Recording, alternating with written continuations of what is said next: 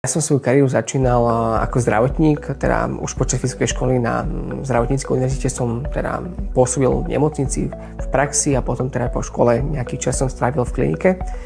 Ale postupne som prišiel na to, že ten systém neskutočne zlyháva v poskytovaní zdravotnej starostlivosti aj voči Rómov. Bežne počas štúdia zdravotníka alebo študenta zdravotníctva je to bežná prax, že prvá injekcia sa pícha rómskemu pacientovi, hej.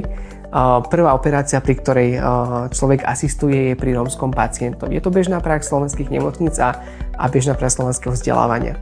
A vtedy som si povedal, že do prčíc, kde sme, alebo čo potom príde, hej, že ako to bude postupovať. Samozrejme som videl, že veľmi často tí Rómovia a Rómky, ktorí prichádzali do nemocnice, do ambulancií za zdravotnou starostlivosťou, tak proste museli čeliť diskriminácii, ponižovaniu, obmedzovaniu pri vstupu tej zdravotnej starostlivosti a keď sa im podarilo k tej zdravotnej starostlivosti sa dostať, tak ju dostali úplne fušeráckým spôsobom a dostali 20% toho, čo reálne mali mať dostať. Je to dôsledok toho skrytého rasizmu, ktorý máme v spoločnosti v kombinácii s úplne nefunkčným zdravotníctvom a nescitlivovávaním rôznych typov pracovníčok, alebo čo je to? Je to podľa mňa, že obrovská masa problémov, ktoré teraz spôsobujú toto na konci dňa.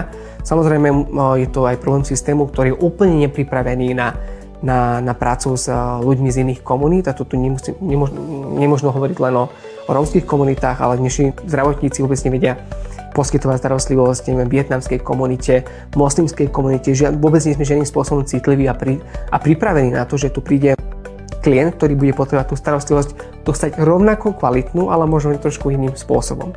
A to je to, čo aktuálne sa venujem aj ako odborný asistent na vysokej škole, na Slovenskej zdravotníckej univerzite, kde sa venujem práve citlivovaniu budúcich zdravotníkov.